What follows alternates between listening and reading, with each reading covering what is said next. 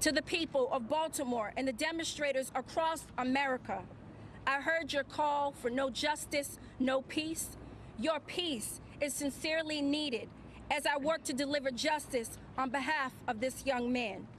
To those that are angry, hurt, or have their own experiences of injustice at the hands of police officers, I urge you to channel the energy peacefully as we prosecute this case. I have heard your calls for no justice, no peace. However, your peace is sincerely needed as I work to deliver justice on behalf of Freddie Gray. All right, folks, Marilyn Mosby announcing the charges today, as was documented in the previous segment. Joining us now, Christopher Parker, professor of social justice and political science at the University of Washington. He's also the author of Change They Can't Believe In, the Tea Party and the Reactionary Politics in America. Welcome back to the show, Christopher. Hey, Steve, I'm really sorry about the technological. No, that's okay. No problem. Technology is a wonderful thing, except when it doesn't work right. Anyway, so I want you to hear one more bite from Marilyn Mosby. This is something she said also this morning in Baltimore. Let's listen.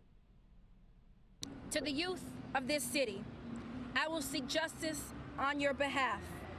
This is a moment. This is your moment.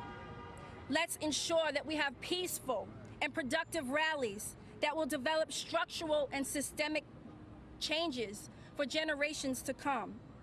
You're at the forefront of this cause, and as young people, our time is now.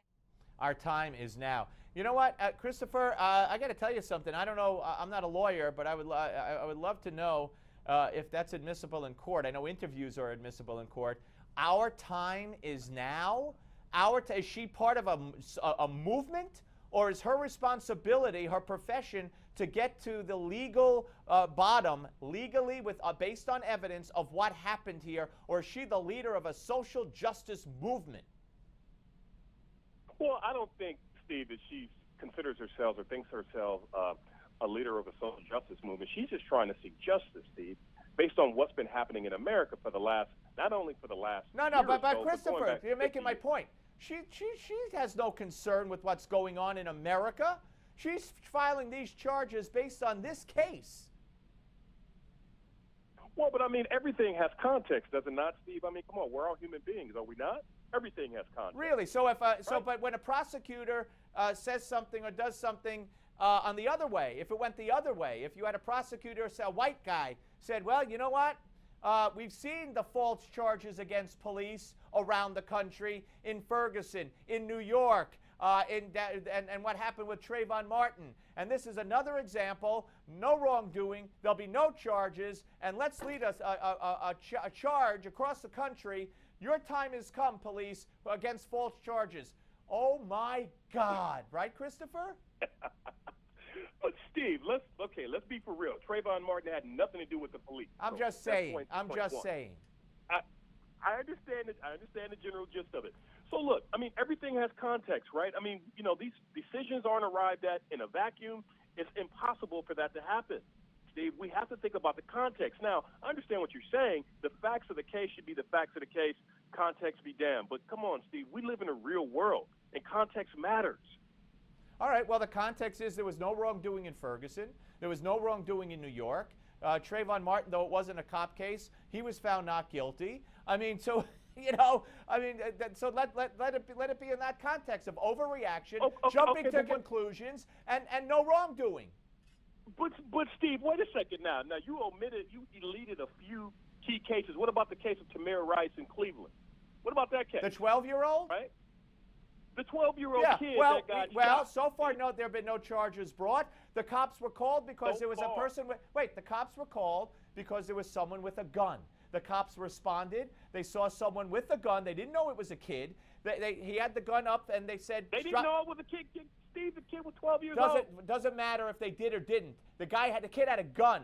They said, drop the gun. He didn't. They have a right to shoot. Now, that is yet to be charged or not charged, but you're bringing up instances where cops are threatened by a gun.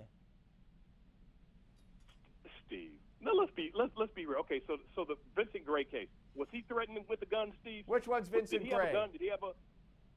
Well, Freddie Gray. I'm sorry. I'm sorry. The guy. No, but I'm talking about a prosecutor here who seems like she's more interested in leading a movement and saying our time has come.